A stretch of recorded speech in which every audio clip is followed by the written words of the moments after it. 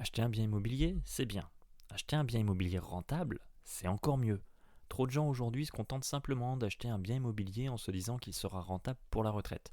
Mais devez-vous vraiment attendre 20 ou 25 ans pour que votre investissement soit rentable? Bien entendu, il est difficile d'identifier les bonnes affaires en immobilier. C'est pour ça qu'aujourd'hui, je vous propose de vous donner des astuces pour faire de vous un véritable chasseur d'affaires immobilières qui rapporte un max.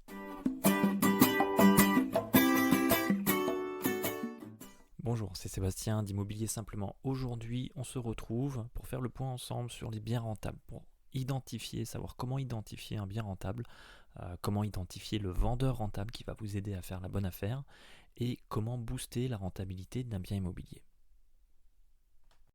Avant toute chose, pour savoir comment trouver un bien rentable, faut-il encore savoir de quoi il s'agit.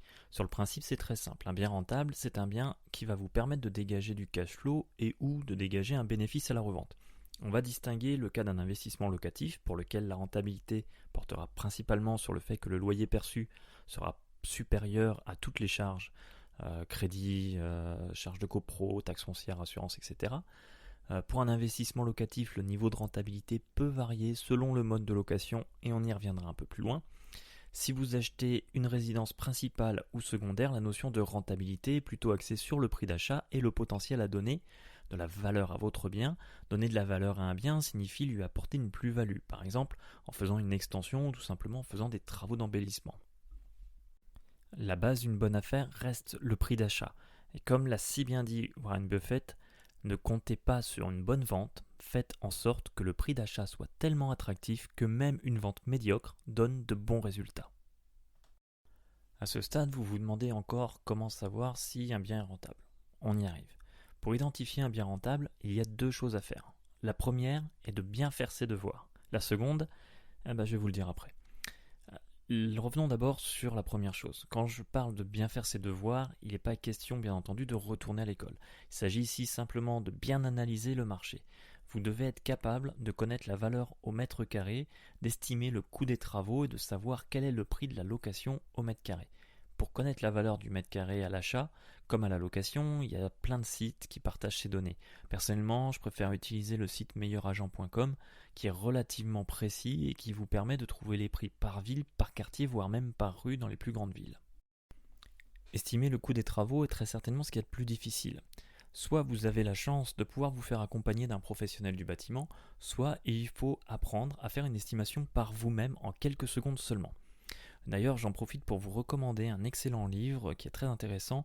Je vous donne le lien sous la vidéo et j'en profite également pour vous donner un second lien qui vous permet d'écouter des livres audio gratuitement pendant 30 jours. C'est vraiment top quand vous êtes dans les transports ou si vous avez la flemme de lire tout simplement. Il vous suffit d'écouter le livre, vous allez apprendre un maximum d'informations et vous apprendrez énormément sur l'immobilier. Revenons-en aux travaux. Je vous donne un tableau qui va vous permettre de vous faire une idée, de réaliser une estimation rapide du coût des travaux envisagés en fonction qu'il s'agisse de rafraîchissement, d'une rénovation, d'une réhabilitation. Vous avez un prix déterminé au mètre carré, un prix approximatif, mais qui va vous permettre de vous donner une idée du montant des travaux et donc de savoir si le bien peut être rentable. Attention toutefois, le prix de vente après travaux peut être inférieur au coût d'acquisition plus les travaux. Par exemple, si vous faites construire une piscine pour un montant de 30 000 euros, ça ne signifie pas que vous allez revendre le bien 30 000 euros de plus que vous ne l'avez acheté. Une fois ces éléments maîtrisés, vous serez capable de savoir si le prix demandé par le vendeur est juste, surestimé ou sous-estimé. Petit conseil, si le prix affiché est clairement surestimé, ne perdez pas votre temps. C'est un vendeur qui cherche à tirer le plus d'argent possible et la négociation ne sera pas pertinente. Le prix d'achat est un élément déterminant pour la rentabilité de votre bien. Ce qui nous amène à notre deuxième point important à faire pour identifier un bien rentable. Et pour trouver un bien rentable, il faut aussi trouver un vendeur rentable. Le vendeur rentable doit être votre priorité. C'est grâce à lui que vous ferez une bonne affaire et à personne d'autre. Laissez tomber tous les autres, même si le bien qu'ils vendent vous intéresse. Le vendeur rentable, c'est celui qui est prêt à baisser son prix. Et bien souvent, il ne sait même pas lui-même jusqu'à combien il est prêt à baisser. Je vais vous donner quelques cas sur lesquels vous avez des potentiels vendeurs rentables.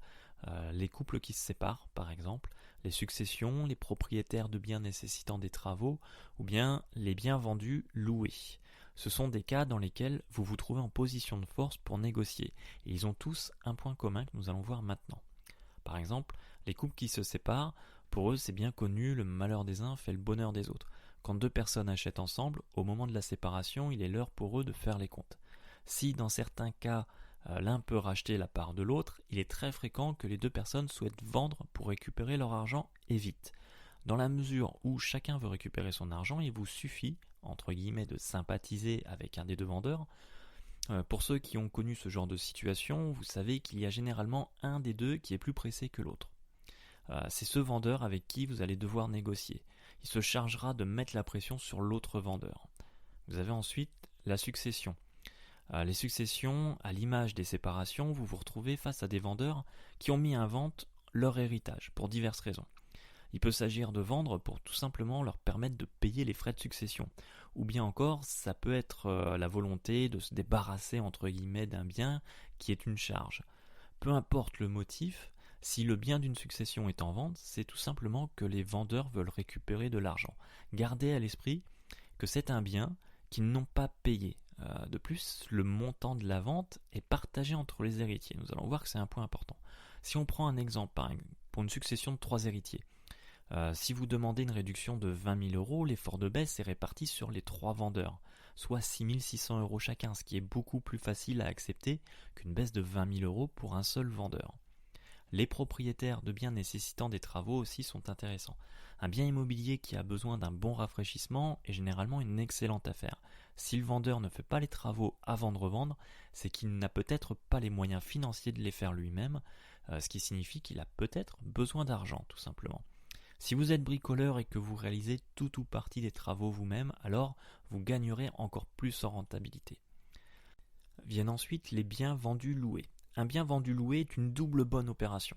Non seulement vous avez la possibilité de faire une acquisition à un prix attractif, mais en plus il est déjà loué et vous avez donc un revenu locatif immédiat sans avoir besoin de rechercher un locataire.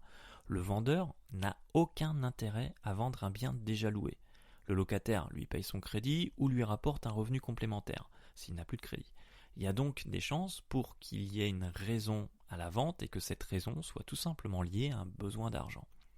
Dans ces 4 cas que nous venons de voir, il y a un point commun qui est un besoin ou une envie de récupérer son argent. C'est un facteur clé pour identifier le vendeur rentable. Si en plus il est pressé, c'est encore mieux. Vous savez maintenant comment trouver un bien rentable et identifier le vendeur rentable. Il ne vous reste plus qu'à concrétiser l'achat et le rendre encore plus rentable. Acheter un bien rentable, c'est bien. Acheter un bien super rentable, c'est encore mieux. Acheter à un bon prix, c'est une étape cruciale. Dans le cas de l'achat d'une résidence principale, secondaire ou d'un investissement locatif, il existe quand même des moyens de booster votre rentabilité.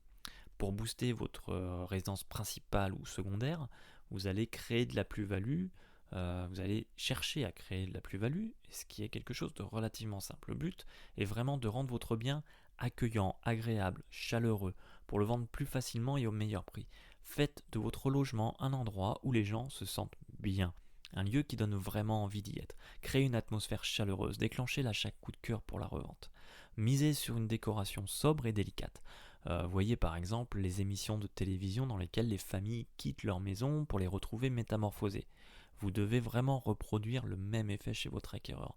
Une décoration soignée et c'est un investissement modeste qui ne vous fera vraiment pas vendre forcément beaucoup plus cher, mais surtout ça vous permettra de maintenir les acquéreurs sous le charme, et des acquéreurs sous le charme sont des acquéreurs qui ne vont pas chercher à négocier.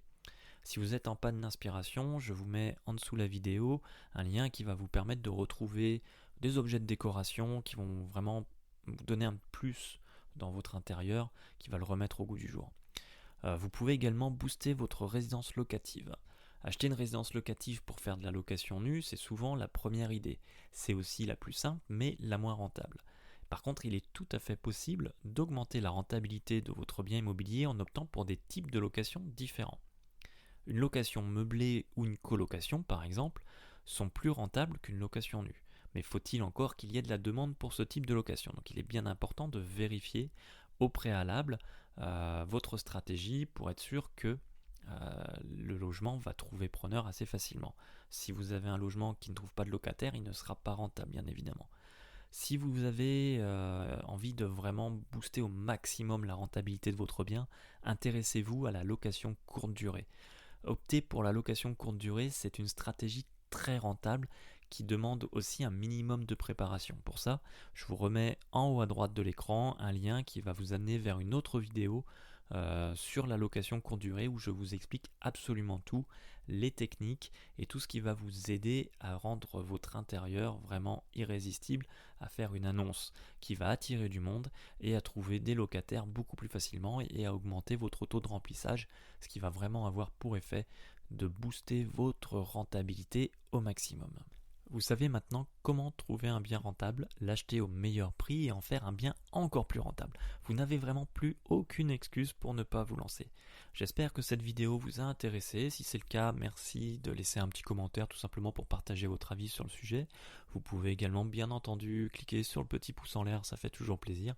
Pensez également à vous abonner et activer la cloche des notifications pour être alerté dès la prochaine publication d'une nouvelle vidéo.